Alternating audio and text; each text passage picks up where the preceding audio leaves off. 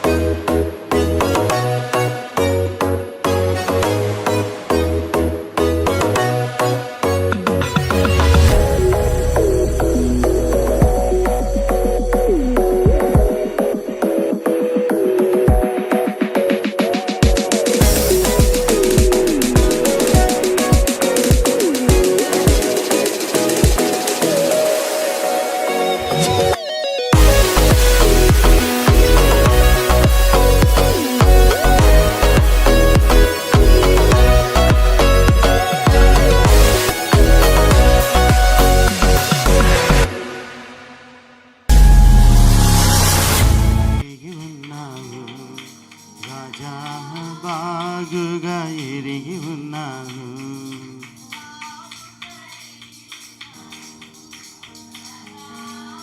హల్లెలూయా. Right, మంచిది. దేవునికి మహిమ కలుగును గాక. హల్లెలూయా, హల్లెలూయా. మా కారిడార్లో ఉన్న వాళ్ళంతా దయచేసి లోపలికి వచ్చేసేయండి. వాక్యం కంటే ఏది ఇంపార్టెంట్ కాదు. కారిడార్లో ఉన్న వాళ్ళంతా లోపలికి వచ్చేసేయండి. తర్వాత ఏదైనా యాక్టివిటీస్ ఉంటే చూసుకోవచ్చు. రైట్, మంచిది. దేవునికి మహిమ కలుగును గాక. ఎస్, ఈ కాన్సెప్ట్ మాట్లాడదాం అనుకున్నప్పటి నుంచి అవాంతరాలు స్టార్ట్ అవుతాయి. హల్లెలూయా. ఎందుకంటే ఇది ఎవరు మెచ్చనిది, ఎవరికి నచ్చనిది. హల్లెలూయా, హల్లెలూయా. ఎవరికి అవసరం లేనిది. అందుకని ఇటువంటి ఆటంకాలు జరుగుతూ ఉంటాయి. హల్లెలూయా. ఎందుకు అంటే ప్రతి సందర్భంలో కూడా మనుష్య కుమారుడు యేసుక్రీస్తు వారు ఇక్కడ ఉన్నప్పుడు ఇది లేకుండా ఆయన చేయలేదు. ఇది పలకకుండా ఆయన దినం ముగియలేదు. ఈ దినాన మనకి ఈ విషయం తెలుసు కానీ మనం పలకం. ఈ విషయం మనకు తెలుసు కానీ మనం అనుసరించం. హల్లెలూయా, హల్లెలూయా, హల్లెలూయా. రైట్, ప్రధానంగా ఏమిటా మాట అంటే మీకు ఒక విషయాన్ని జ్ఞాపకం చేస్తా. దానిని కృతజ్ఞత అంటారు. ఏమంటారు చెప్పండి పెద్దగా. పెద్దగా నోరున్నోళ్ళు చెప్పండి అమ్మా. ఇంతమంది ఉన్నారు, నోరు తెరిచి చెప్పలేరా? అది ఎందుకంటే అది చెప్పటానికి నోరు తిరగతో, అనుసరించటానికి మనకి చేత కాదో తెలియదు. కానీ ఇది అనుసరించము, పలకము. హల్లెలూయా. కానీ ఆది కాండం మొదలుకొని ప్రకటన వరకు కూడా ప్రతి చోట ఈ మాట రాయబడి ఉంది. ఆఖరికి ప్రకటనలలో కూడా ఒక మాట రాయబడి ఉంది. 11వ అధ్యాయం 17వ వచనంలో ఏమన్నట్టు తెలుసా? వర్తమాన భూత భవిష్యత్ కాలంలో ఉండు దేవుడవైన ప్రభువా. చదువమ్మా. సర్వాధికారి, నీవు నీ మహాబలమును స్వీకరించి ఏలుచున్నావు గనుక మేము నీకు కృతజ్ఞతాస్తుతులు చెల్లించుచున్నాము. జనములు కోపగించినందున నీకు చాలమ్మా.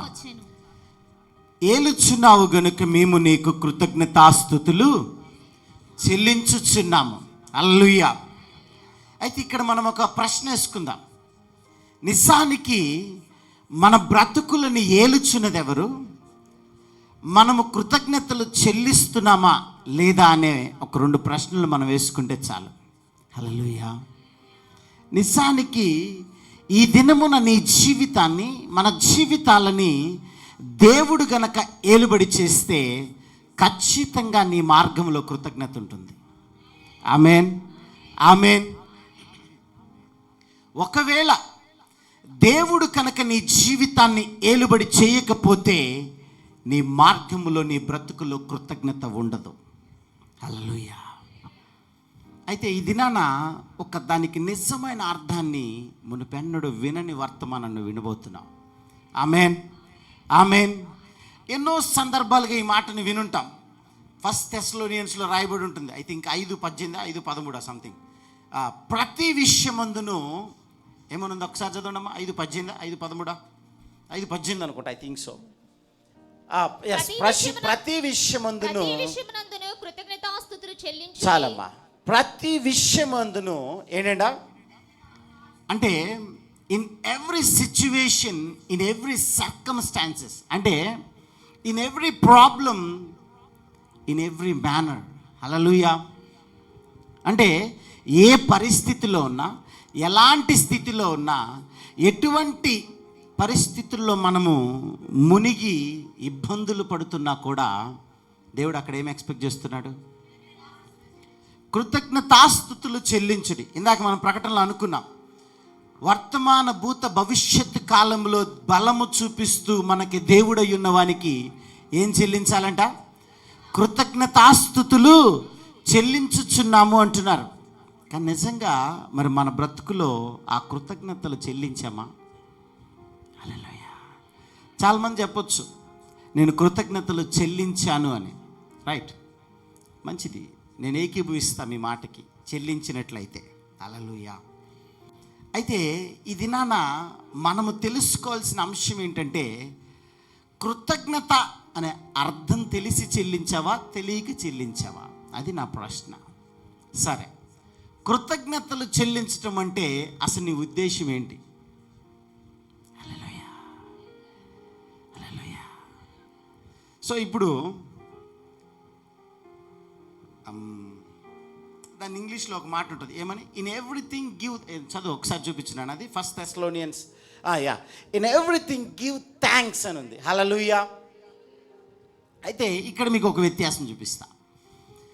థ్యాంక్ యూ అనే పదం వేరు, గివ్ థ్యాంక్స్ అనే పదం వేరు. ఎంతమంది అంగీకరిస్తారు ఈ విషయాన్ని? థ్యాంక్స్ అనే పదం వేరు, గివ్ థ్యాంక్స్ అనే పదం వేరు. అరే పెద్ద గివ్ అని ఉంది కదా, నాకు నిజమే, వేరు అనుకోవద్దు. చాలా వేరుంది ఆ రెండింటికి మధ్య.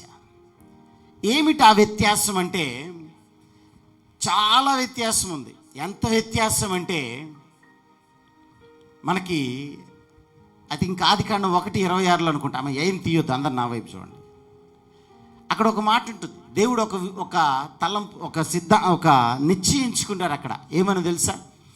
మనవలే మన పోలిక చొప్పున నరులను చేయుదుము. ఏమంటారు అక్కడ?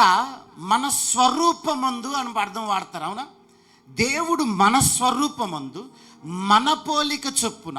ఇక్కడ 2 ఉన్నాయి. అక్కడ ఏమేమి ఉన్నాయి? Thank you sister. హల్లెలూయా. అక్కడ ఒక ఇమేజ్ ఉంది, అక్కడ ఒక క్యారెక్టర్ ఉంది. హల్లెలూయా. అలాంటిదన్నమాట. థ్యాంక్ యూ థ్యాంక్స్కి, గివ్ థ్యాంక్స్కి అంత వ్యత్యాసం ఉంది. హల్లెలూయా. నిజానికి అక్కడ తెలుగులో ట్రాన్స్లేట్ చేశారు, స్వరూపం అన్నారు. స్వరూపము అంటే రూపము లేకుండా స్వరూపం ఎలా వస్తుంది? అవునా కదా? ఒక రూపము ఉంటేనే ఒక స్వరూపము వస్తుంది. అంటే రూపము ఎగ్జిస్ట్ అయి ఉంటేనే స్వరూపం అనేది ప్రజెంట్ టెన్స్లో మనం చూడగలుగుతాం. ప్రజెంట్. హల్లెలూయా. అంటే రూపము ఒరిజినల్ అయితే ఇదేమవుతుంది చెప్పాలి? It's a copy. హల్లెలూయా. అందుకే కదా ఇన్ అవర్ ఇమేజ్ అన్నాడు ఆయన. అంటే దేవుడు ఇమేజా? కాదు, వీఆర్ ద ఇమేజ్. బట్ దేవుడు ఏంటి? He is original. హల్లెలూయా. ఆయన ఇమేజ్లో మనం ఉన్నాం. థ్యాంక్స్ అనే పదం క్రీస్తు అయితే, గివ్ థ్యాంక్స్ అనే పదం నీవు నేనే. హల్లెలూయా. ఎంతమందికి అర్థమైందో నాకు తెలియదు. హల్లెలూయా, హల్లెలూయా. సో ప్రియ దేవుని బిడ్డలారా, నిజానికి ఇక్కడ మనం చాలా ఆ వ్యత్యాసాన్ని మనం గమనించాలి. ఈ దినాన్ని మీకు ఆ విషయాన్ని పరిచయం చేయాలని నేను ఆశపడుతున్నాను. ఎందుకు అంటే థ్యాంక్ యూ అని ఒక పదం ఉంది అంటే దానిలో ఏ విధమైన భావము లేదు. బట్ గివ్ థ్యాంక్స్ అని ఎప్పుడైతే ఆ పదం వస్తుందో అక్కడ వ్యక్తీకరణ జోడించబడుతుంది. అంటే మన ఎక్స్ప్రెషన్ బయటకు వస్తుంది. అంటే నీ ఇన్వాల్వ్మెంట్ ఉంటుంది. అంటే థ్యాంక్స్ అనే పదం ఉంది, బట్ గివ్ థ్యాంక్స్ అనే పదము లేదు. హల్లెలూయా. మీకు ఇంకా అర్థం కాలేదని నాకు అర్థమైంది. హల్లెలూయా. ఎందుకో తెలుసా? ఆ గివ్ థ్యాంక్స్ అనే పదం ఎవరో కాదు, నువ్వే. హల్లెలూయా. హల్లెలూయా. సో ప్రియదేవుని, ఇంకా మీకు అర్థమయ్యే భాషలో చెప్తా. మీకు ఆల్రెడీ ఇప్పటికే అర్థం అవ్వాలి. రూపం ఉంటేనే స్వరూపాన్ని మనం చూస్తాం. స్వరూపం ఎవరు అమ్మా? ఇప్పుడన్నా చెప్పండి. స్వరూపం ఎవరు? మనం. బట్ రూపం ఎవరు? దేవుడు. హల్లెలూయా. ఒరిజినల్ ఎవరు? ఇమేజ్ ఎవరు? నోరు తెరిచి చెప్పండి అమ్మా. మనమే. హల్లెలూయా. ఒరిజినల్ క్రీస్తు అయితే మనం ఎవరమే? హల్లెలూయా. ఇప్పుడు థ్యాంక్స్ అనే పదం ఎలా వచ్చింది నీకు తెలుసా? ఎవరన్నా పుట్టించారా? ఎవరన్నా సృష్టించారా? చెప్పరేందమ్మా. ఎవరన్నా సృష్టించారా? ఎవరో ఒకడు సృష్టించాలిగా. ఎవరై ఉంటారు అది? అందుకే నేను మీకు అర్థం అవటం కోసం ఆ థ్యాంక్స్ అనే పదం క్రీస్తు అయితే అనే పదం వాడాను నేను. హల్లెలూయా. ఇది క్రీస్తు అయితే ఇక్కడ గివ్ థ్యాంక్స్ అనే పదం ఎవరు? మరి మన బతుకులో ఉందా? హల్లెలూయా. అందుకే అక్కడ రాయబడి ఉంది స్వరూపము, పోలిక. హల్లెలూయా. స్వరూపం అంటే జస్ట్ ఒక ఇమేజ్ వస్తుంది. పోలిక అంటే క్యారెక్టర్ వస్తుంది, అంటే నడవడికి వస్తుంది. థ్యాంక్స్ అనేది స్వరూపం అయితే గివ్ థ్యాంక్స్ అనేది నీ క్యారెక్టర్. హల్లెలూయా. ఇంకా డీప్గా చెప్తాను మీకు అర్థం అవటం కోసం. ఎంతమందికి అర్థమవుతుందో నాకు తెలియదు. ఇక్కడ దృష్టి పెట్టండి, చాలా క్లియర్గా అర్థమవుతుంది మీకు ఇది. ఎందుకంటే ఇప్పుడు ఆ గివ్ థ్యాంక్స్ అనేది పోలిక. దేన్ని పోలి? అందుకే పౌలు ఒక మాట అంటాడు, నేను క్రీస్తుని పోలి నడుచుకుంటున్నాను, మీరు నన్ను పోలి నడుచుకొనిడి అంటాడు. అమ్మ అన్నారా లేదా? నిజం చెప్పాలి, అన్నాడా లేదా? హల్లెలూయా. ఎందుకంటే 1 కొరింథీలో ఉంటుంది, ఎవరు దియొద్దు, అందరు నా వైపు చూడండి. మీకు పెద్ద టెస్ట్లు ఏం పెట్టిన, అందరు నా వైపు చూడండి. అది చాలా పెద్ద కాంట్రడిక్షన్ అసలు ఆ పదం. పౌలు నన్ను పోలి నడుచుకోమన్నాడు ఏంటి? అన్నాడా లేదా? పౌలు నన్ను పోలి నడుచుకోవటానికి పౌలు ఏమన్నా దేవుడా? అమ్మ అందరు నా వైపు చూడండి అమ్మ. పౌలు ఏమన్నా దేవుడా? మరి ఏంటి అతన్ని పోలి నడుచుకోమంటున్నాడు? హల్లెలూయా. ఇప్పుడు మీకు అర్థమేంటి చెప్తా. రూపము నుంచి స్వరూపం వచ్చింది బయటికి. హల్లెలూయా. ఒరిజినల్ నుంచి కాపీ బయటకు వచ్చింది. థ్యాంక్స్లో నుంచి గివ్ థ్యాంక్స్ బయటికి రావాలి. హల్లెలూయా. హల్లెలూయా. ఇప్పుడు క్రీస్తులో నుంచి పౌలు బయటకు వచ్చాడు. హల్లెలూయా. హల్లెలూయా. నిజములో నుంచి పోలిక బయటకు వస్తే పోలికలోకి నిజం కూడా వస్తుంది. హల్లెలూయా. ఇదన్నా అర్థమైందా? హల్లెలూయా. ఎందుకు అంటే ఇప్పుడు పోలిక అంటే, ఇప్పుడు ఫర్ ఎగ్జాంపుల్ మీకు ఆల్రెడీ ఒక సందర్భంలో చెప్పాను. ఇప్పుడు దేవుని మహిమను చూడాలి,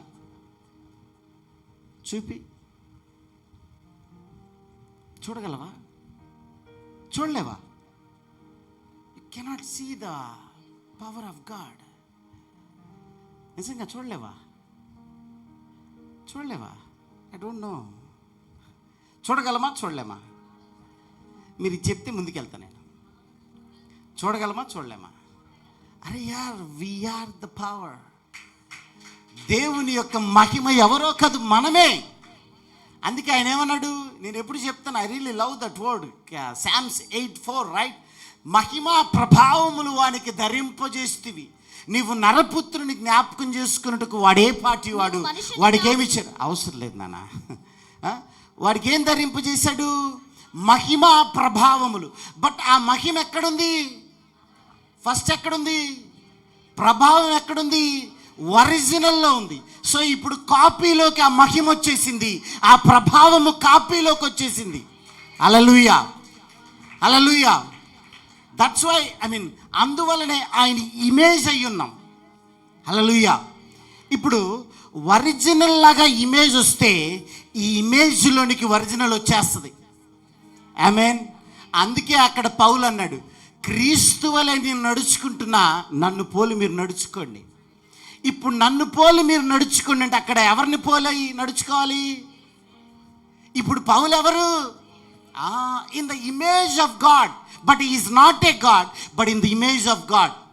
హల్లెలూయా. ఎంతమందికి అర్థమైందో నాకు తెలియదు. హల్లెలూయా, హల్లెలూయా. ఇప్పుడు పౌలు ఎవరు? ఇప్పుడు పౌలు ఆయన మహిమని, ఆయన ప్రభావాన్ని, ఆయన యథార్థతని, ఆయన స్వరూపాన్ని కలిగి ఉన్న ఈ పౌలు ఇతన్ని పోలి నీవు నడుచుకోవాలంటే ఇతను సాక్షాత్తు క్రీస్తు వలె మారిపోయాడు. ఆమేన్, ఆమేన్. సో నిజానికి నీకు కృతజ్ఞత తెలియదు కనుక నిజానికి ఆ థ్యాంక్స్లోనికి ఈ గివ్ థ్యాంక్స్ వెళ్ళలేకపోతుంది. సో అయితే మీకు అర్థమయ్యే భాష చెప్తా. యెషయా గ్రంథంలో ఒక మాట రాయబడి ఉంటుంది.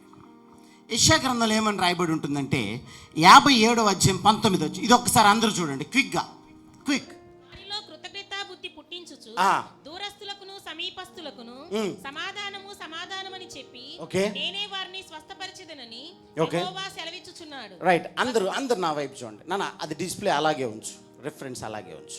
ఒక్కసారి అందరూ ఆ బోర్డు వైపు చూడండి. ఒకసారి పైన తెలుగులో ఏమనుంది? వారిలో కృతజ్ఞతా బుద్ధి పుట్టించుచు. Got it. కింద ఇంగ్లీష్లో ఏమనుంది? I create the fruit of the lips. దాన్ని ట్రాన్స్లేట్ చేయండి ఎవరైనా వచ్చిన వాళ్ళు. నిజానికి అక్కడ తెలుగులో నిజానికి అది ట్రాన్స్లేట్ చేస్తే నేను పెదవుల ఫలాన్ని సృష్టిస్తాను, కానీ పైన తెలుగులో ఏమనుంది? ఏంటి దాని అర్థం? అంటే కృతజ్ఞతకి ఆ ఫలానికి సంబంధం ఏంటి? ఎందుకు అక్కడ అలా ట్రాన్స్లేట్ చేశారు? హల్లెలూయా. కింద ఇంగ్లీష్లో I create the fruit of the lips అంటే ఎప్పుడైతే నేను దాన్ని నీ పెదవుల ఫలాన్ని నేను సృష్టిస్తాను. ఆమేన్, ఆమేన్. తీసేనా? ఆ పెదవుల ఫలాన్ని నేను సృష్టిస్తాను. సృష్టించి నీకేమి ఇస్తాడంట? ఒక పీస్, సమాధానం, నీకు నెమ్మది కలుగు చేస్తా నీ బ్రతుకులో. నిజానికి ఈ రోజున నేను ప్రశాంతంగా ఉన్నాను, ఈ రోజున నా జీవితంలో నెమ్మది ఉంది అని ఎవరైనా చెప్పగలరా? ఇఫ్ దర్ ఎనీబడి ఎవరికన్నా ఆ గట్స్ ఉన్నాయా చెప్పగలిగే ధైర్యం?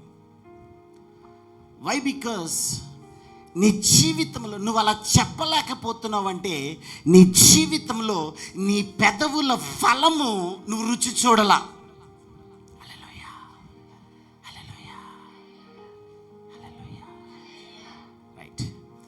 అయితే ఆ పెదవుల ఫలం ఏంటి? అమ్మ మాట్లాడదాం. ఆ పెదవుల ఫలం ఏంటి? అక్కడ రాయబడి ఉంది, I create the fruit of your lips. నీ పెదవుల ఫలాన్ని నేను సృష్టిస్తా. హల్లెలూయా. అయితే నీ పెదవుల ఫలాన్ని ఆయన సృష్టిస్తాడంటే నిజానికి అక్కడ థ్యాంక్స్కి ఇక్కడ ఫ్రూట్కి సంబంధం ఏంటి అసలు? హల్లెలూయా. సో ప్రియదేవుని బిడ్డలారా, నిజానికి మన బ్రతుకులో నెమ్మది లేదు, సమాధానము లేదు, ఫలము లేదు. You got it. అవునా? నేను సంతోషంగా ఉన్నాను అని ఎవరు చెప్పలేరు. నేను చాలా హ్యాపీగా ఉన్నానని ఎవరు చెప్పలేరు. నేను దేవునితో సఖ్యతలో ఉన్నాను, దేవునితో సంధి చేసుకున్నాను, దేవునితో ఒక ఒడంబడిక చేసుకుని ఆ ఒడంబడికలో నా జీవితంలో యథార్థతని నా దేవునికి నేను కనపరుచుచున్నానని నీ గుండెల మీద చేసుకొని చెప్పగలవా? హల్లెలూయా, హల్లెలూయా. అయితే ఇక్కడ ఆశ్చర్యం ఏంటో తెలుసా? మనం ఎన్నో సందర్భాల్లో ఒక మాట అడుగుతాం, అన్న నాకు ఒక మంచి సంబంధం వచ్చిందన్న, ఆ సంబంధం చేసుకోవాలో లేదో దేవుని చిత్తం ఏంటో కనుక్కొని చెప్పరా అడుగుతాను ఊరక జనరల్గా. అవును, అడుగుతా లేదా? అన్న నాకు 2 ఉద్యోగాలు వచ్చినాయి అన్న, ఎటెల్లాలో దేవుని చిత్తం ఏంటో కనుక్కొని చెప్పరా? హల్లెలూయా, హల్లెలూయా. ఆయన ఫోన్ నెంబర్ ఇస్తా చేయరాదు? హల్లెలూయా, హల్లెలూయా. అలా అనలేం కదా. సో ఇక్కడే మనం ఆలోచన చేయాలి. ఇందాకనే ఫస్ట్ తెస్సలోనికైలకు వ్రాసిన మొదటి పత్రిక 5వ అధ్యాయం 18వ వచనం ఒకసారి చదువు. ప్రతి విషయమునందును కృతజ్ఞతాస్తుతులు చెల్లించుడి. ఒక్క నిమిషం. ఇప్పుడు ప్రతి విషయములో కృతజ్ఞతలు చెల్లించమంటున్నాడు. ప్రతి విషయం అంటే మంచా చెడా? అమ్మా, నాకు ఈ విషయం అర్థం కాకే అడుగుతున్నా, అందరు నా వైపు చూసి చెప్పండి. ప్రతి విషయం అంటే మంచా చెడా? అవునా? రెండునా? మరి ఎందుకని మంచి వాటికి చెప్తున్నారు మీరు? అవునా కదా? ఇప్పుడు ప్రతి విషయం అంటే నీ జీవితంలో మేలులు పొందుకున్నప్పుడే చెప్తున్నావు.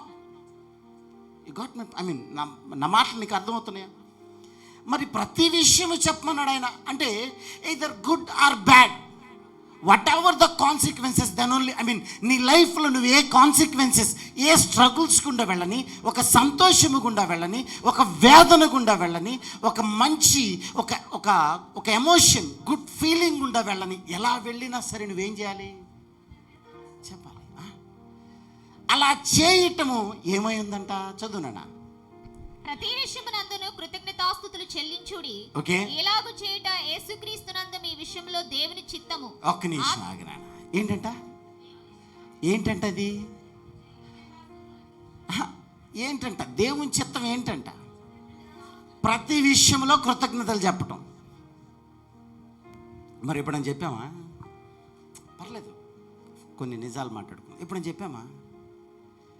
ఓకే, మనం అడుగుతున్నాం కదా, అయ్యో దేవుని చిత్తం ఏంటన్నా? దేవుని చిత్తం నేను ఎలా తెలుసుకోవాలి? దేవుని చిత్తం అసలు ఎలా ఉంటుంది? నేను ఏ మార్గంలో వెళ్ళాలి? నేను ఇట్లా లోన్ అప్లై చేసే వస్తుందో రాదో? దేవుని చిత్తం ఏంటో? హల్లెలూయా. నిజానికి చిత్తం అని మాట్లాడుతున్నవే, హల్లెలూయా, నీకు దేవుని చిత్తం తెలుసుకునే అర్హతే లేదంటాను నేను.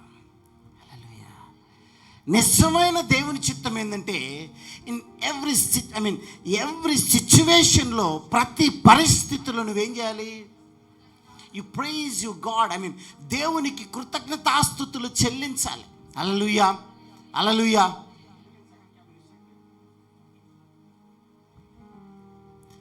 దేవునికి కృతజ్ఞతాస్తుతులు చెల్లించాలి.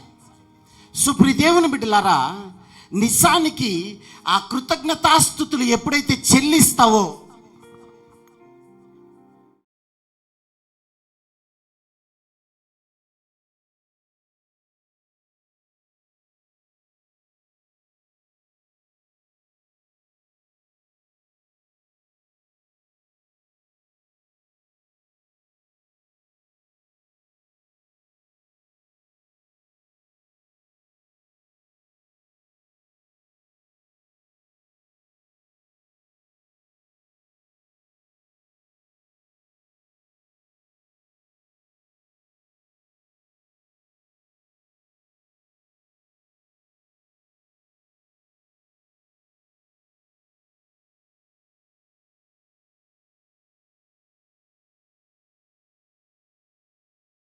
చిత్తం నువ్వు ఎదురు చూస్తున్న ఎంతో కాలంగా, అయ్యో నా జీవితంలో నా దేవుడు ఫలం ఇవ్వటానికి చిత్తం ఏమై ఉన్నదో, ఆయనకి నేను అనుకూలంగా ఉన్నానో లేదో, ఈ మార్గము సరి అయిందో కాదో, ఈ జీవిత భాగస్వామి సరి అయిందో కాదో, అసలు నేను వివాహము చేసుకోవటం ఆయన చిత్తములో ఉందో లేదో.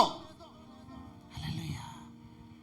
నిజానికి ప్రతి పరిస్థితిని కూడా, ప్రతి పరిస్థితిలో కూడా దేవునికి కృతజ్ఞతాస్తుతులు చెల్లించటం అనేదే నిజమైన దేవుని చిత్తం. హల్లెలూయా, హల్లెలూయా. సో అందుకే దేవుడు అక్కడ చాలా స్పష్టంగా మాట్లాడుతున్నాడు. ఎందుకో తెలుసా? నీ పెదవుల ఫలాన్ని నేనేం చేస్తానంటున్నాడు? సృష్టిస్తానంటున్నాడు. హల్లెలూయా. కానీ నీ పెదవులని దేనికి నువ్వు వినియోగిస్తున్నావు? ఆయన స్తుతించటానికా? నీకు గత వర్తమానంలో నేను ఇప్పుడే చెప్పాను, స్తుతి కీర్తనలు ఉంటాయి, రైట్? 145 నుంచి అనుకుంటా, కీర్తనలు 145 నుంచి అన్ని స్తుతి కీర్తనలు అంటారు. స్తుతి కీర్తనలు ప్రతి సందర్భంలో కూడా యెహోవాను స్తుతించుడి, యెహోవాను స్తుతించుడి. అంటే అసలు స్తుతించటం అంటే ఏంటి? హల్లెలూయా, హల్లెలూయా. సో ప్రియదేవుని బిడ్డలారా, నిజానికి దేవుడు మన పట్ల ఒక ప్రణాళిక కలిగి ఉన్నాడు. నిజానికి అది ఎటువంటి ప్రణాళిక కలిగి ఉన్నాడు? మంచిదా చెడ్డదా? చెప్పరేనమ్మా. మంచిదే, రైట్, మంచిదే, రైట్. మరి మంచిదైతే నీకు కీడు ఎలా చేస్తుంది?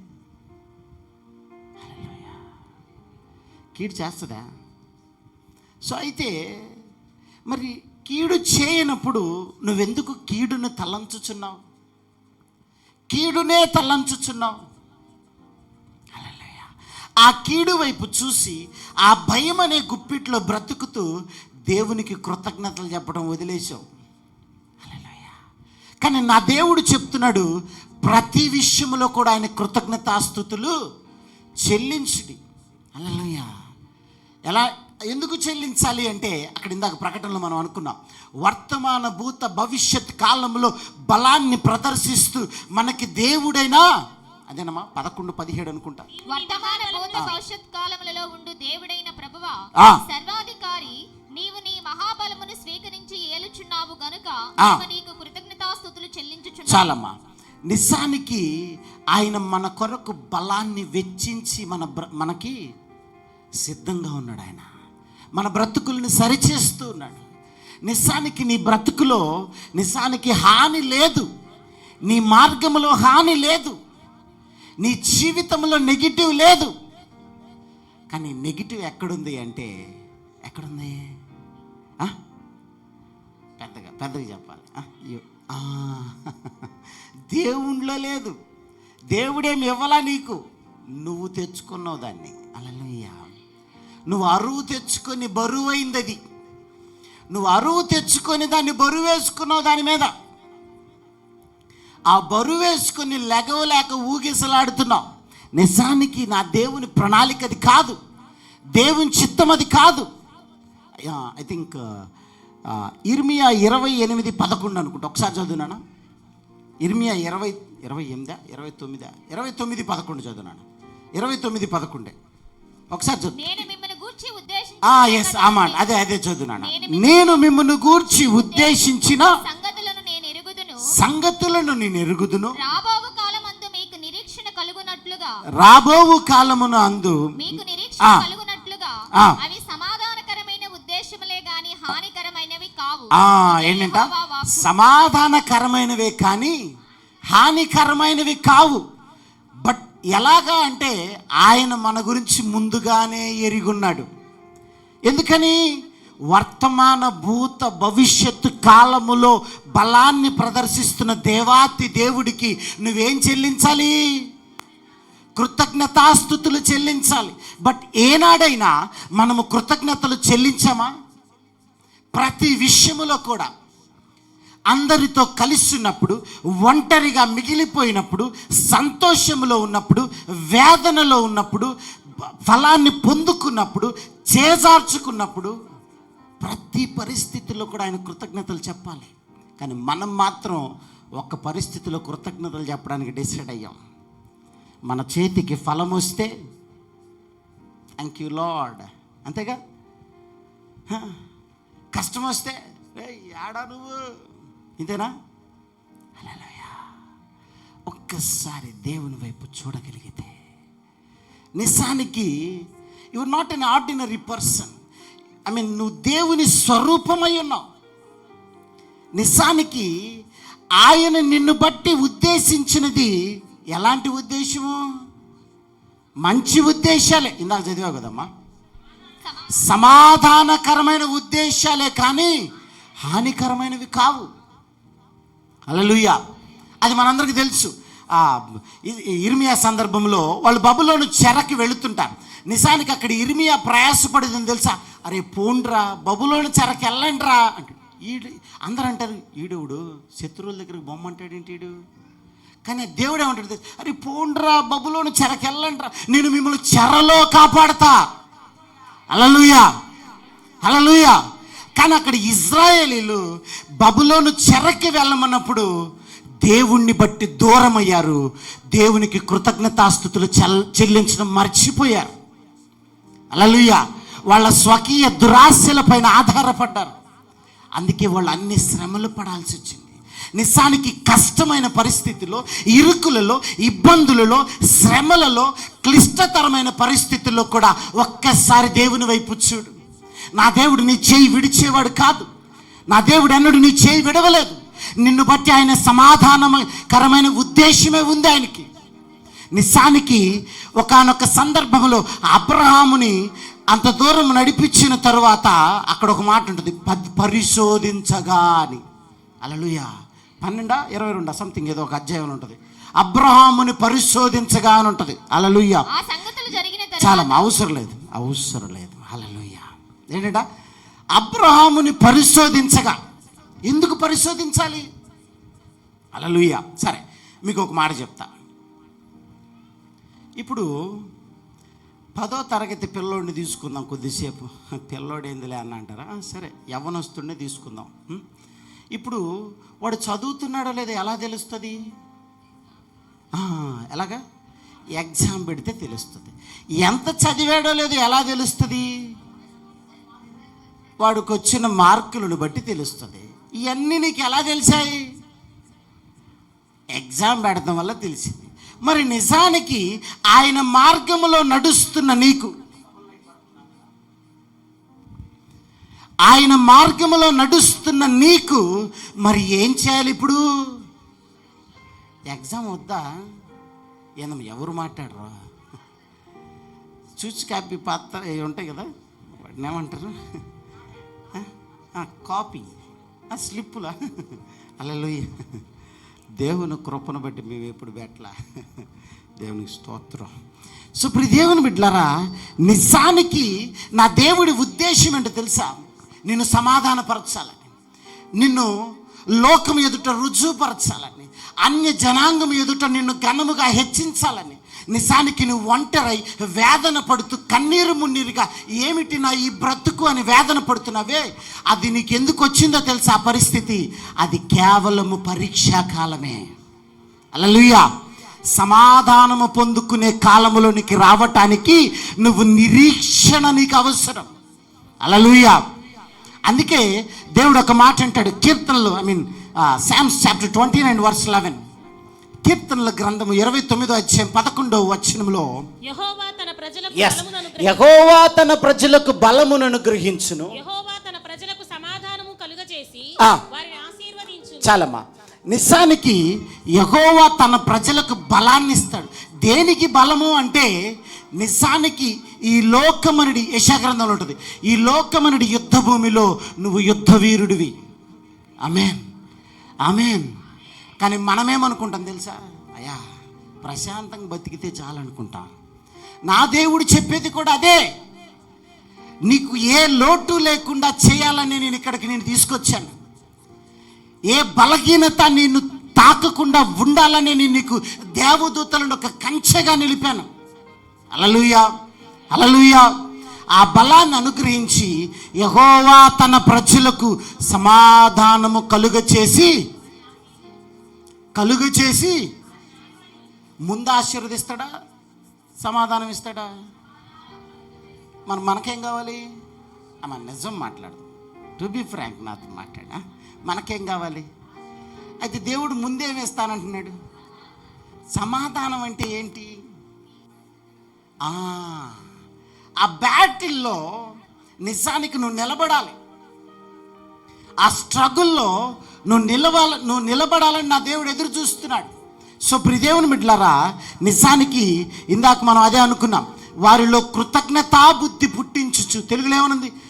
యెషయా 57:19 వారిలో కృతజ్ఞతా బుద్ధి పుట్టించుచు దూరస్తులను సమీపస్తులకును బుద్ధి పుట్టించుచు ఓకే దూరస్తులకును సమీపస్తులకును సమాధానమని చెప్పి నేనే వారిని స్వస్థపరచెదనని యెహోవా సెలవిస్తున్నాడు. సమాధానం మన జీవితాల్లో మొదటిగా సమాధానం కావాలి. హల్లెలూయా. ఆ సమాధానం దొరికే ప్రదేశమే సన్నిధి. ఆమేన్, ఆమేన్. సో ప్రియదేవుని బిడ్డలారా, నిజానికి నా దేవుడు అక్కడ ఆలోచన చేస్తుంది తెలుసా? రాబోవు కాలమందు, ఇందాక ఇర్మియాలో చదువుకున్నాం, రాబోవు కాలమందు మీకు నిరీక్షణ కలుగునట్లుగా అవి సమాధానకరమైన ఉద్దేశములే కానీ హానికరమైనవి కావు. నీకు నిరీక్షణ కలగాలని నా దేవుడు బలాన్ని ఇస్తున్నాడు. కానీ నీకున్న బలాన్ని వదిలేస్తావు, నీకు బలహీనతను తెచ్చుకుంటావు. బలహీనత దేవుడి చిత్తమా? బలం మాత్రమే దేవుడి చిత్తం. మరి బలహీనత ఎక్కడి నుంచి వచ్చింది? ఎక్కడి నుంచి వచ్చింది? వాడిని ఒకటి చెప్పు, అపవాదని. నువ్వు అపవాది కంటే ప్రమాదం మనం. హల్లెలూయా. మాటకొస్తే పాపం పని బాట లేకుండా ఆయన మట్టుకు ఒకటి ఆడతాం. వాడికంటే ప్రమాదం మనం. హల్లెలూయా. ఎందుకో తెలుసా? మనకు వాక్యం కూడా తెలీదు, బట్ అపవాదికి వాక్యం తెలుసు, చాలా అద్భుతంగా తెలుసు. మనం ఏ రోజైనా బైబిల్ తీసి చదివితేగా. బాప్తిజం తీసుకున్నాం చాలు, దేవుడు చూసుకుంటాడు. పండుకొని తెల్లారి లిగితే చాలు, అంతేగా. బైబిల్ చదవము. ఎందుకో తెలుసా? ఈ వాక్యమే నీకు సమాధానకరమై ఉన్నది. ఆయనకు ఒక పేరుంది. ఏం పేరు? ఆయన పేరు సమాధానకర్త అయిన ప్రభువు ఆయన పేరు. హల్లెలూయా. ఆయన సమాధానకరుడు. ఆయన సుప్రదేవుని బిడ్డలారా, ఆ సమాధానకరుడు దగ్గరికి నువ్వు వెళ్ళవా? ఆ వాక్యము నువ్వు సమీపించవా? నీలో ఒక నెమ్మదిని కలుగు చేసుకున్నావా? నీ బ్రతుకులో ఒక నిరీక్షను పెంపొందించుకున్నావా? మా ఒక విషయం జ్ఞాపకం చేసుకోండి. 10వ తరగతిలో జాయిన్ చేయగానే వాడు పాస్ అవుతాడా? వెంటనే ఇంటర్లో వేసేస్తారా? నిరీక్షణ కావాలి. పెళ్ళవగానే కూడా నిరీక్షణ కావాలి. హల్లెలూయా. ఫలం చూడాలంటే నిరీక్షణ కావాలి. అలాగే ఇది కూడా అంతే. హల్లెలూయా. సో అదేవిధంగా మన జీవితంలో దేవునికి ఏనాడైనా ఎన్నడైనా కృతజ్ఞతలు తెలియజేసామా? ప్రతి విషయంలో కూడా నా దేవుడు నీకు కృతజ్ఞతలు చెల్లించాలని ఆశపడుతున్నాడు. నిన్ను బట్టి నేను హానిని తలంచలేదు, నిన్ను బట్టి సమాధానకరమైన ఉద్దేశమే ఉన్నది నాకు. హల్లెలూయా. రా, మన ఇరువురు మీ కూర్చొని వాదించుకుందాం. కమాన్, సిట్ అండ్ టాక్. ఏమంటాడు అక్కడ? నాకు జ్ఞాపకం చేయము. ఇరువురు కూర్చొని మనం ఏడొస్తాం, మనం రాము. తూచ్, గేమ్ క్యాన్సిల్. మనం రాము. ఎప్పుడో ఒకసారి మందిరం కనపడి తర్వాత కనపడదు. హల్లెలూయా. హల్లెలూయా. మేము ఇంట్లో వాదిస్తున్నామన్నా, ఇది మీ ఆయనతోనా? ఎవరితో వాదించేది నువ్వు? హల్లెలూయా. అమ్మా, ఇది నేను అంటలేదు, జనరల్గా చెప్తున్నా మీకు అర్థం అవటం కోసం. నా దేవుడు చెప్తున్నాడు, మన ఇరువురు మీ కూర్చొని వాదింతుమురా. హల్లెలూయా. సుప్రదేవుని బిడ్డలారా, నిజానికి మన జీవితాల్లో ఆ అనుభవం లేని స్థితిలో మనం బ్రతుకుతున్నాం. హల్లెలూయా. సో నిజానికి మనం ఒక విషయం గమనించాలి. మనము కృతజ్ఞతలు చెల్లించము, కానీ మనకేం కావాలి? పెద్దగా చెప్పండి అమ్మా. ఫలము కావాలి, అదే ఆశీర్వాదం కావాలి. అవునా? కానీ నా దేవుడేమన్నాడు తెలుసా? నీ పెదవుల నుంచే ఆ ఫలాన్ని సృష్టిస్తా అంటున్నాడు.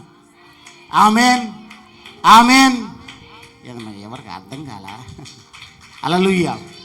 నిజానికి ఫలము ఎక్కడి నుంచో నేను ఇస్తానంటలా, ఫలము ఎవరో నీ బంధువులు తెచ్చిస్తారంటలా. హల్లెలూయా. ఏమన్నాడు? నీ పెదవుల నుంచి క్రియేట్ చేస్తా ఫలాన్ని. నువ్వు సిద్ధమేనా అంటున్నాడు ఆయన. ఆయన ఛాలెంజ్ చేస్తున్నాడు నీకు. నీ పెదవుల నుంచి క్రియేట్ చేస్తా. నిజానికి నీ స్తుతి, నీ కృతజ్ఞతలు ఎక్కడున్నాయి? హల్లెలూయా.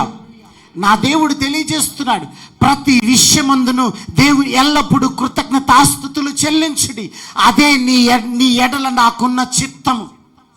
ఆమేన్, ఆమేన్. నిజానికి నువ్వు ఎవ్రీ టైం నువ్వు ఆయన కృతజ్ఞతలు చెల్లించాలనేదే దేవుని చిత్తం. బైబిల్లో ఒక వ్యక్తి ఉన్నాడు.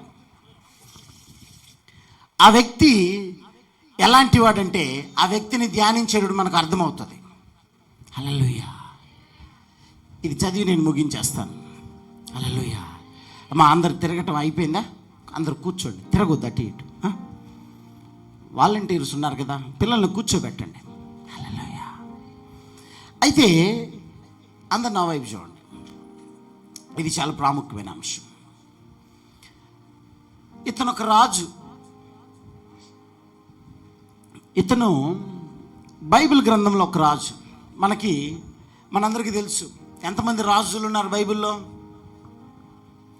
వద్దులే, అడిగి నన్ను నేను తిట్టుకోవటం తప్ప ఉపయోగం లేదు. అమ్మా, 39 మంది రాజులు ఉన్నారు మనకి, రైట్? అది మనందరికీ తెలుసు, రైట్? నిజానికి 39 మంది రాజులు ఇటు ఒక దక్షిణ ప్రాంతాన్ని, ఇటు ఉత్తర ప్రాంతాన్ని పాలించారు, రైట్? వీళ్ళు కాకుండా ఇంకొక ఇద్దరు రాజులు ఉన్నారు. ఎవరు వాళ్ళిద్దరు? దావీదు, సొలొమోను, జ్ఞాని అయిన సొలొమోను. ఎందుకంటే 12 గోత్రాలని ఐక్యంగా ఏలుబడి చేసిన వాళ్ళు. 10 గోత్రాలు ఒక దిక్కుకి వెళ్ళాయి, 2 గోత్రాలు ఒక దిక్కుకి వెళ్ళాయి. 10 గోత్రాలని ఇజ్రాయేలీలు అన్నారు, 2 గోత్రాలని యూదా. అమ్మయ్య, ఇదంతా క్లారిటీ ఉంది, రైట్? అయితే ఆ యూదా గోత్రికుల్లో, ఆ యూదా రాజుల్లో, ఆ దక్షిణం వైపు వెళ్ళిన వాళ్ళలో ఒక 20 మంది రాజులు ఉన్నారు. ఆ 20 మంది రాజుల్లో జ్ఞాని అయిన సొలొమోను తర్వాత ఎవరు? రెహబాము. గుడ్. రెహబాము తర్వాత అబియాము, రైట్? సో ఇది మనందరికీ తెలుసు. ఇంకా అక్కడి నుంచి ఆసా ఎంటర్ అవుతాడు సిచ్యువేషన్లోకి. మనందరికీ తెలుసు ఈ కథ. ఆసా గురించి నేను ఆల్రెడీ 3 సిరీస్ చేశాను నేను, రైట్? అయితే ఇది క్లియర్గా వినండి. ఆసా నిజానికి చాలా మంచి రాజు. ఎలాంటి రాజు? మంచి రాజు, మనలాంటి మంచి రాజు. హల్లెలూయా. ఎలాగా? మనలాంటి మంచి రాజు. నేను చెప్పను, ఎవరు చెప్పుకోరింది? పొగుడుతున్నప్పుడన్నా మనం తీసుకోవాలి దాన్ని. ఎలాగా? మనలాంటి మంచి రాజు ఆసా. అయితే ఆ రాజు అయిన ఆసా 3వ రాజు. ఓకే, యూదులకి యూదా గోత్రాలకు యూదా రాజ్యం వారికి 3వ రాజు. అయితే ఆసా నిజానికి చాలా అద్భుతంగా బ్రతికాడు.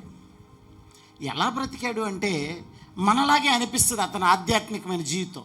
మొదటి 10 ఏళ్ళు బ్రహ్మాండంగా ఉన్నాడు. అతను 41 సంవత్సరాలు పరిపాలించాడు. అమ్మా, 2 దినవృత్తాంతములు తెరిచిపెట్టినానా? 2 దినవృత్తాంతములు 14వ అధ్యాయం నుంచి తెరిచిపెట్టి నేను చెప్తా ఉంటాను, రైట్? ఆ 14వ అధ్యాయం మొదట ఒకసారి చదువునానా. అబియా తన పితరులతో కూడా నిద్రింపగా జనులు అతనిని దావీదు పట్టణమందు పాతిపెట్టిరి. అతనికి బదులుగా అతని కుమారుడైన ఆసా రాజాయను. ఇతని దినముల్లో దేశము 10 సంవత్సరముల నెమ్మది పొందెను. ఆసా తన దేవుడైన యెహోవా దృష్టికి అనుకూలముగాను యథార్థముగాను నడిచిన వాడై అన్య దేవతల బలిపీఠములను పడగొట్టి ఉన్నత స్థలములను పాడు చేసి ప్రతిమలను పగలగొట్టి దేవతా స్తంభములను కొట్టివేయించి. చాలమ్మా. సో ఇదంతా మనకు తెలుసు, మీరు ఇంటికి వెళ్ళిన తర్వాత చదువుకోండి, రైట్? ఆసా చాలా అద్భుతంగా బ్రతికాడు, అవునా? అబియా తర్వాత ఆసా రాజుగా ఉన్నాడు. చాలా చాలా అద్భుతంగా బ్రతికాడు. అది ఎన్నేళ్ళు చెప్పాలి? 10 సంవత్సరాలు బ్రతికాడు. నిజానికి అతను 41 సంవత్సరాలు పరిపాలన చేశాడు. అయితే చాలా అద్భుతాలు చేశాడు. ఎంతలా అంటే ఎత్తైన స్థలాలను పడగొట్టి విగ్రహారాధన దూరం చేశాడు. హల్లెలూయా. మనం కూడా రక్షించబడిన ఆరంభంలో ఒక ఉప్పెనలా ఉంటాం మనం. హల్లెలూయా. ఎలా ఉంటాం? ఒక ఉప్పెనలాగా ఉంటాం, ఒక ఉపద్రవంలాగా ఉంటాం. రక్షించబడిన కొంతకాలానికి వత్తదే అనుకుంటాం, అవునా? ఏమైపోద్ది? అంత వత్తదే, ఏమి లేదనుకుంటాం. హల్లెలూయా. నిజం. ఆశ మనం స్టడీ చేసి నాకు అదే బాగా అర్థమైంది. ఎందుకంటే మొదటిలో వారి ఆధ్యాత్మిక స్థితి బాగుంటుంది. ఎందుకు వచ్చారు అంటే ప్రవచనాలను బట్ట, వాక్యాలను బట్ట. నిజానికి ప్రవచించుట నిర్లక్ష్యము చేయకుడి అని ఉంది బైబిల్లో. ఏమనుంది? ఉందా లేదా? ప్రవచించుట నిర్లక్ష్యము చేయకుడి. అది కూడా 1 Thessaloniansలో ఉంది. అవసరం లేదు నాన్న, నా వైపు చూడండి సార్. కష్టపడద్దు, మీరు అంత కష్టపడద్దు. ఎందుకంటే ప్రవచించుట నిర్లక్ష్యము చేయకుడు అంటే ఎవ్రీబడి హస్ ప్రొఫెసైజ్. దేవుని యొక్క ఆత్మచేత నింపబడిన ప్రతి ఒక్కరూ ప్రవచించగలరు. కానీ దానికంటే విలువైందంటే తెలుసా? ప్రార్థన.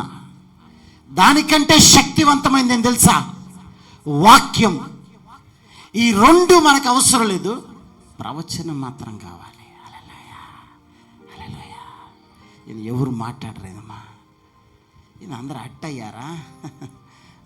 సరే, అయితే మనం ఇక్కడ ఆలోచన చేద్దాం. ఆశ కూడా ఆరంభంలో బాగున్నాడు. ఎలా ఉన్నాడు తెలుసా? మామూలుగా లేడు అసలు.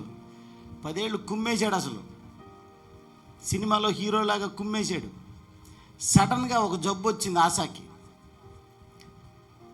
చదువునానా 16వ వచనం చదువునానా, 16వ అధ్యాయంలో 12వ వచనం చదువునానా. ఆశ తన ఏలుబడి యందు 39వ సంవత్సరమున పాదములలో జబ్బు పుట్టి తాను బహు బాధపడినను దాని విషయములో అతడు యెహోవా యొద్ద విచారణ చేయక వైద్యులను పట్టుకొనెను. చాలమ్మా. యెహోవా యొద్ద విచారణ చేయక ఏం చేశాడంట? మనలాగే మంచి రాజు. అందరు నా వైపు చూడండి. మనలాంటి మంచి రాజు ఎలాగో తెలుసా? ఇది సామెత ఉంటుంది, వాట్స్ దాట్, చదివేస్తే సంథింగ్ ఏదో అంటాం కదా. Got it. అదే ఏంటది? ఉన్నమతి కూడా పోయిందంట వాడికి. హల్లెలూయా. దేవునిలో పెరిగితే నిజానికి ఆశ్చర్యం ఏంటో తెలుసా? మనము ఫర్ ఎగ్జాంపుల్, నాకు ఆకలేసింది అమ్మ, అందరు నా వైపు, నాకు ఆకలేసింది. నేను ఎంత తినగలను అమ్మ? నేను ఎంత తినగలను? నా పొట్ట పట్టినంత తినగలను, అవునా? ఇంకా ఎక్కువ తింటే ఏమవుతాను నేను? ఏమో పడిపోతామేమో, అవునా? హల్లెలూయా, అవునా? కానీ వాక్యం అలా కాదు. ఎంత ఎక్కువ తింటే అంత బలవంతుడు అవుతావు. హల్లెలూయా. అంటే నిజానికి వాక్యానికి ఉన్న శక్తి అది. హల్లెలూయా. నిజానికి లోకపరమైనది వేరు, పరలోక సంబంధమైనది వేరు.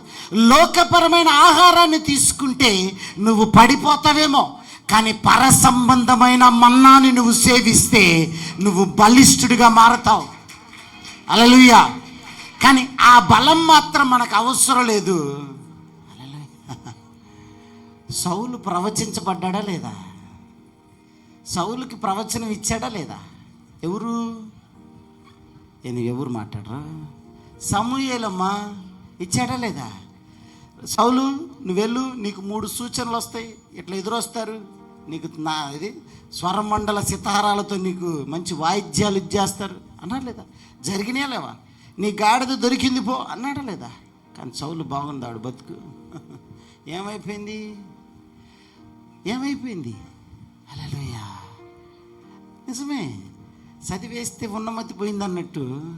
నిజానికి ఆరంభములో ఉన్న ఆ అభివృద్ధి, ఆరంభంలో ఉన్న ఆ యొక్క ఆధిక్యత, ఆరంభంలో ఉన్న ఆధ్యాత్మిక జీవిత విధానము నాశనం అయిపోయింది. ఆశా జీవితంలో కూడా 10 ఏళ్ళు బలంగా బ్రతికాడు, కానీ అతనికి మంచి రాజునే చెప్తారు. దేవుడు అతని పట్ల ఒక కృప చూపించాడు. హల్లెలూయా. ఆశ తన జీవిత విధానంలో ఆ తదనంతరము దేవుడంటే విసుగు కలిగిపోయింది ఆయనకి. దేవుడంటే బోర్ కొట్టేసింది. అందుకే అక్కడ ఏమనుంది? అతని పాదములలో జబ్బు పుట్టి తాను బహుబాధపడినను దాని విషయములలో యెహోవా యొద్ద విచారణ చేయక వైద్యులను పట్టుకున్నాడంట. ఇప్పుడు మీకు అర్థమైంది, నేనేం చెప్పాల్సిన అవసరంలా. మనం ఎక్కడ విచారణ చేస్తున్నాం? దేవుని యొద్ద, వైద్యుల యొద్ద. వైద్యులంటే మీ ఆలోచనలకే వదిలేస్తున్నా, తిరగండి, మంచి డాక్టర్లు వెనక తిరుగుతూ ఉండండి.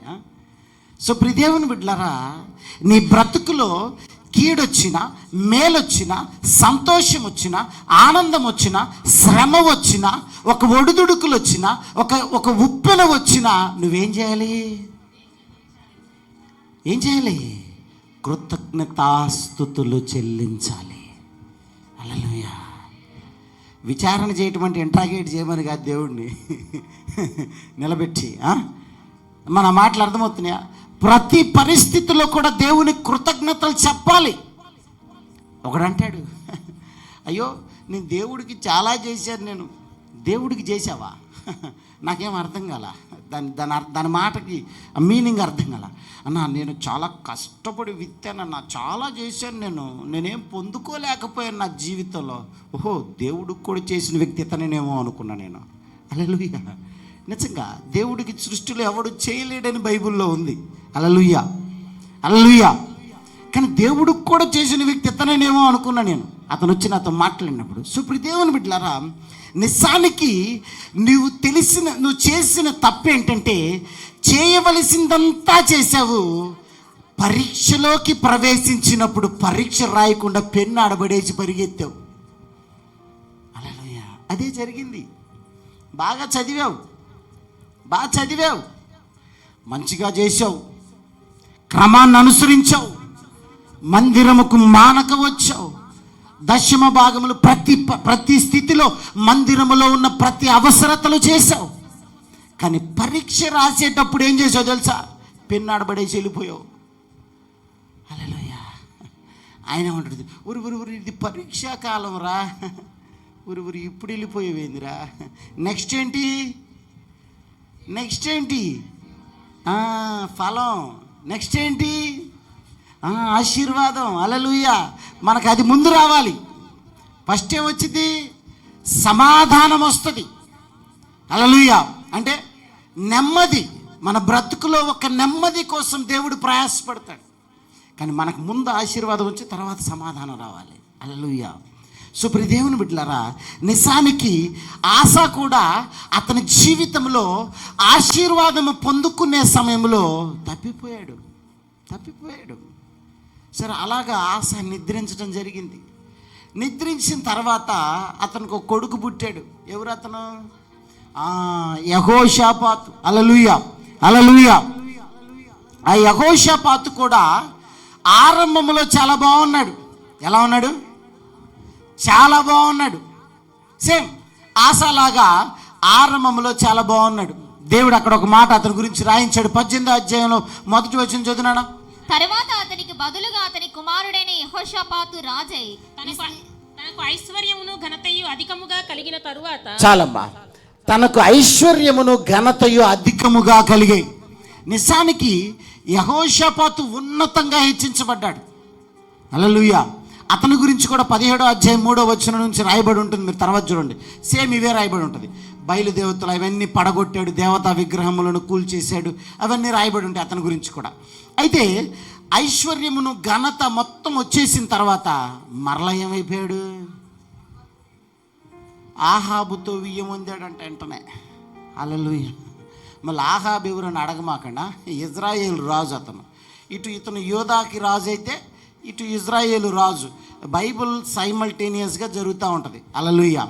అయితే ఇప్పుడు మనం ఆలోచన చేద్దాం. అప్పుడు మొత్తం అంతా బాగుంది, కానీ నిజానికి మంచివాడు ఒకవేళ అదొక మాట ఉంటుంది బైబిల్లో, నీతిమంతుడు 7 సార్లు పడినా తిరిగి లేస్తాడు. హల్లెలూయా. అలాగే అయిపోయింది యెహోషాపాతుది. నిజానికి అతనిలో ఒక నీతి ఉంది, అతనిలో ఒక యథార్థత ఉంది. అయ్యో, తప్పని పరిస్థితుల్లో అతన్ని వియ్యమందాల్సి వచ్చింది. ఎవరితో? ఆహాబుతో. తర్వాత కొంతకాలం తర్వాత కలవాల్సి వచ్చింది.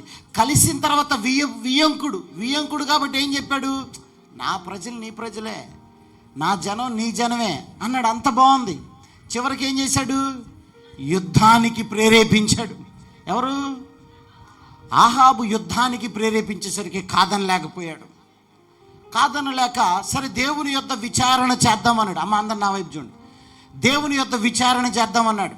వెంటనే ఆహాబు ప్రవక్తలను పిలిపిస్తే ప్రవక్తలంతా కలిసి అమ్మోనీయుల మీదకి, వారి మీదకి మేము యుద్ధానికి వెళ్తామంటే వెళ్ళమన్నారు. ఎల్లు, ఖచ్చితంగా నువ్వు గెలుస్తావన్నారు. కానీ ఎక్కడో ఒక డౌట్ వస్తుంది. ఎవరికి? యెహోషాపాతుకు ఒక డౌట్ వస్తుంది.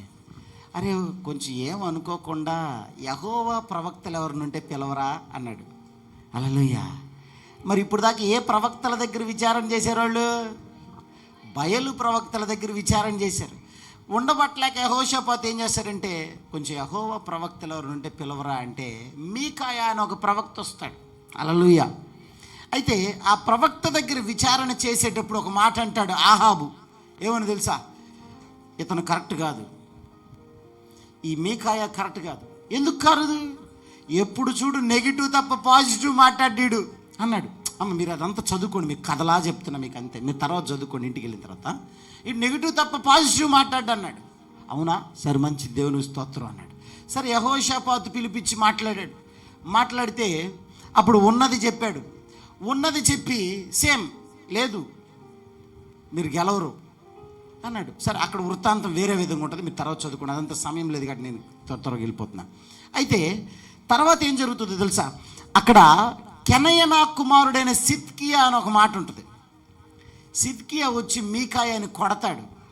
ఎవరిని? ఎవరు మీకాయా? అమ్మయ్య, మీరు వింటున్నారు అయితే, రైట్, గుడ్. ప్రవక్తని కొడతాడు. ఎవరు? సిద్కియా, రైట్.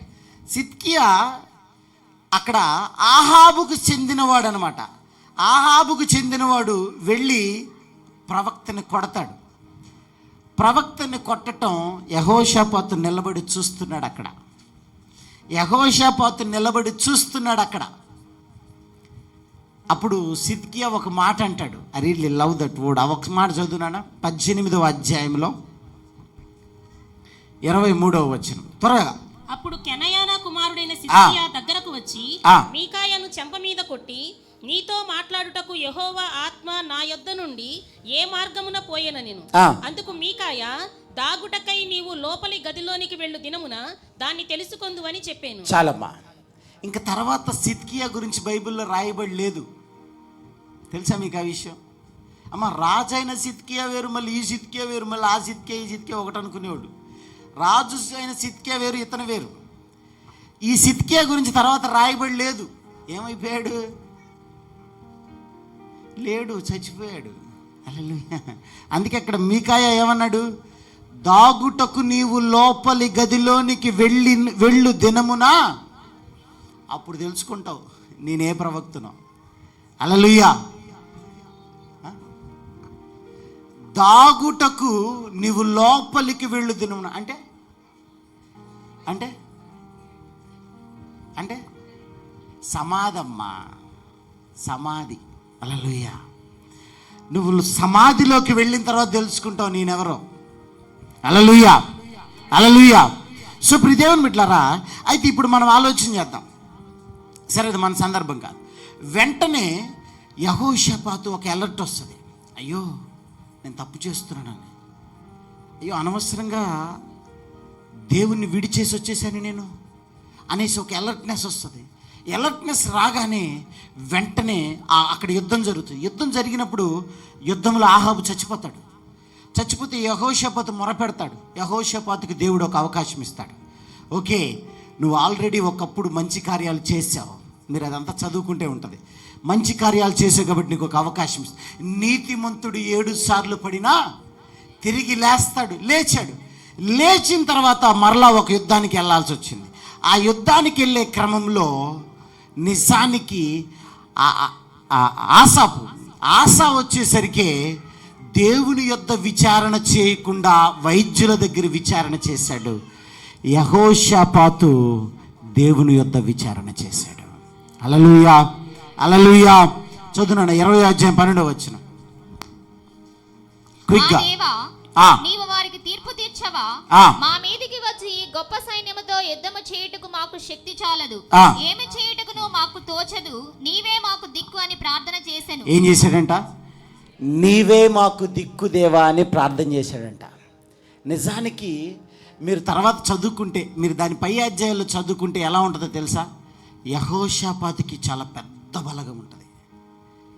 ఎంత బలగం ఉంటుందో మీకు అక్కడ లెక్కలు రాసి ఉంటాయి. మీకు అతని దగ్గర సైన్యాధిపతులు ఉంటారు. ఒక్కొక్క సైన్యాధిపతి దగ్గర సుమారుగా 2 లక్షల మంది శూరులు ఉంటారు. చాలా భయంకరమైన బలశాలులు ఉంటారు అతని దగ్గర. అంత యుద్ధము అంత బలవంతులు ఉన్నా కూడా ఎవరిపై ఆధారపడ్డాడు? దేవునిపై ఆధారపడ్డాడు. మరి మనం ఎవరిపైన ఆధారపడతాం చెప్పాలి? దేవునిపై ఆధారపడితే దిగులు లేదు. ఎందుకో తెలుసా? ప్రతి విషయంలో కూడా కృతజ్ఞతలు చెప్తాం. మీకు గుర్తుంటే నేను చాలా సందర్భాలు చెప్తాను. శ్రమ వస్తే అప్పుడు చెప్పాలి దేవుడికి థ్యాంక్స్. ఆమేన్, ఆమేన్. ఎలాగా? ఏమని? శ్రమ వచ్చిందనే ఏమని? Very good. ఒకసారి గేటుకి చప్పట్లు కొట్టండి అడిగి. హల్లెలూయా. ఈ శ్రమని దాటగలవని నమ్మినందుకు నీకు వందనాలయ్యా అని చెప్పాలి. హల్లెలూయా. ఎందుకో తెలుసా, అక్కడ నీ బలము కాదు, దేవుని బలము నీలో ఉందని నువ్వు నమ్మినప్పుడు నా దేవుడికి నువ్వు కృతజ్ఞతాస్తుతులు చెల్లిస్తావు. ఎందుకో తెలుసా, ఆయన రూపమైతే నువ్వెవరివి? ఆయన స్వరూపాన్ని. హల్లెలూయా. వర్తమాన భూత భవిష్యత్తు కాలములో ఆయన బలాతిశయుడైతే ఆయన కుమారుడైన మనమేమవుతాం? మనం ఎవరు చెప్పరా? మనం కూడా బలవంతులమే. కాకపోతే నీ బలాన్ని మర్చిపోయావు. అధిగమించగలవనే స్థితిని, ఆలోచనను విడిచేశావు. హల్లెలూయా. అయితే అక్కడ మనం ఆలోచన చేస్తే అదంతా జరిగిపోతుంది. యెహోషాపాతు విషయంలో దేవుణ్ణి మొరపెడతాడు. మొరపెట్టిన తర్వాత యుద్ధ పంతులు తీర్చొని నిలబడమంటాడు. నిలబడ్డ తర్వాత యుద్ధం సర్వసాధారణంగా, అసలు వాళ్ళు ఏ యుద్ధం చేయకుండా వాళ్ళు ఒకళ్ళనొకళ్ళు కొట్టుకొని చచ్చిపోతారు శత్రువులు. ఆ చచ్చిపోయిన తర్వాత ఒక మాట చెప్తాడమ్మా. ఈ మాట చెప్పండి ఒకసారి అందరూ. 20వ అధ్యాయం 20వ వచనం. అంతటా వారు ఉదయముననే లేచి తెకోవా అరణ్యమునకు పోయిరి. వారు పోవుచుండగా యెహోషాపాతు నిలవబడి, యోధావారులారా, యెరూషలేము కాపరస్తులారా, నా మాట వినుడి. మీ దేవుడైన యెహోవాను నమ్ముకొనుడి, అప్పుడు మీరు స్థిరపరచబడుదురు. ఆయన ప్రవక్తలను నమ్ముకొనుడి, అప్పుడు మీరు కృతజ్ఞతార్థులగుదురని. ఒక్క నిమిషం ఆగమ్మా. ఇక్కడ మీరు గమనించినట్లయితే ఈ సందర్భము ఆల్రెడీ సిద్కియా మీకాలును కొట్టిన తరువాత అతనిలో ఒక భయం వచ్చేసింది. అరే ఇదేంటి, యెహోవా ప్రవక్తను కొట్టాడు అని ఒక భయం వచ్చి ఆయన ప్రజలకు ఒక ఇన్స్ట్రక్షన్ ఇస్తున్నాడు. దేవుణ్ణి నమ్ముకొనండి, 2 మీ ప్రవక్తలని నమ్ముకొనండి. అక్కడ ఇంగ్లీష్లో ఒక మాట చాలా అద్భుతంగా రాయి. Believe in the lord your God, so shall A be established. Believe his prophets, so shall be prosper. అంటే నువ్వు ప్రాస్పరిటీని చూడాలంటే నువ్వు ప్రవక్తలని నమ్ముకో అని అక్కడ ఉంది బైబిల్లో. హల్లెలూయా. సో ప్రియదేవుని బిడ్డలారా, మన జీవితంలో ఆ ఫలము మనం చూడాలంటే దైవజనులను వెంబడించాలి. కానీ యెహోషాపాతు అదే చేశాడు, దైవజనులను వెంబడించాడు. దాని తర్వాత ఇది చదువునా 20వ అధ్యాయం 25వ వచనం. అది చదువునా. యెహోషాపాతు అతని జనులను వారి వస్తువులను దోచుకొనుటకు దగ్గరికి రాగా, ఆ శవముల యొద్ద విస్తారమైన ధనమును ప్రశస్తమైన నగలును కనబడెను. వారు తమకిష్టమైనంత మట్టుకు తీసుకుని తాము కొనిపోగలిగినంతటి కంటే ఎక్కువ ఒలుచుకొని కొల్ల సొమ్ము అతి విస్తారమైనందున దానిని కూర్చుటకు 3 దినములు పట్టెను. 4వ దినమున వారు బెరాకా లోయలో కూడిరి. అక్కడ వారు యెహోవాకు కృతజ్ఞతాస్తుతులు చెల్లించినందున నేటి వరకును ఆ చోటికి బెరాకా లోయ అని పేరు. ఇలాగున యెహోవా వారి శత్రువుల మీద వారికి జయము అనుగ్రహించి వారిని సంతోషపరచును గనుక యెరూషలేమునకు ఉత్సవముతో మరలవలనని యోధావారును యెరూషలేము వారును వారందరికి ముందు యెహోషాపాతును సాగి వెళ్ళిరి. హల్లెలూయా. చాలమ్మా. సో ఇప్పుడు మీకు ఆ కాంటెక్స్ట్ అంతా మీకు అర్థమైంది. యుద్ధం అయిపోయింది. వీళ్ళు ఏమైనా చేశారు? యుద్ధం ఏం చేయాల, వాళ్ళు ఒకళ్ళకొకళ్ళు కొట్టుకొని చచ్చిపోయారు. చచ్చిపోయిన తర్వాత అక్కడున్న కొల్లస్సం, వాళ్ళ మీద ఉన్నంత ఆ నిధిని తీసుకోవడానికి ఎన్ని రోజులు పట్టింది? 3 రోజులు పట్టింది. 4వ రోజు ఎక్కడికి వెళ్ళారు? బెరాకా లోయలోనికి వెళ్ళి అక్కడ వారు యెహోవాకి కృతజ్ఞతాస్తుతులు చెల్లించినందున నేటి వరకు ఆ చోటికి బెరాకా లోయ అని పేరు. అయితే ఇది నా ప్రశ్న ఏంటంటే, వాళ్ళు ఏం చేశారు? పెద్దగా చెప్పాలి. ఏం చేశారు? కృతజ్ఞతాస్తుతులు చెల్లించారు. ఇప్పుడు ఇందాక మనం చదువుకున్నట్టుగా 1 తెస్సలోనికైలకు వ్రాసిన పత్రిక 5వ అధ్యాయం 18వ వచనంలో ఉన్న మాట ఇది ఒకటేనా? అందరు నా వైపు చూడండి. అక్కడ దేవుడు ఏమని చెప్పాడు? ప్రతి విషయమందును కృతజ్ఞతాస్తుతులు చెల్లించుడి. హల్లెలూయా. ఇక్కడ యెహోషాపాతు కృతజ్ఞతాస్తుతులు చెల్లించినందున నేటికి ఆ చోటికి బెరాకా అని పెట్టబడిందంట. ఇప్పుడు కృతజ్ఞతాస్తుతులకి బెరాకా అంటే స్తుతి, ఆశీర్వాదం, రైట్? ఇప్పుడు కృతజ్ఞతలకి ఆశీర్వాదానికి కనెక్షన్ ఏంటి? హల్లెలూయా. పెద్దగా చెప్పండి అమ్మా. అంతేనా? సరే, అయితే ఒక పని చేద్దాం. ఇప్పుడు యెహోషాపాతు కృతజ్ఞతలు చెల్లించాడు కదా, చెల్లించాడా లేదా? ఎలా చెల్లించాడు? హల్లెలూయా. ఎలా చెల్లించాడు? పర్లేదు, ఇది పార్ట్ 2లో చెప్తాను నేను ఎలా చెల్లించాడో. హల్లెలూయా. చాలామందికి కృతజ్ఞతలు చెల్లించటం అంటే స్తుతులు చెల్లించటం అనుకుంటున్నాం. అవునా? అంతేనా? సరే, స్తుతులు చెల్లించటమేగా, సింపులేగా.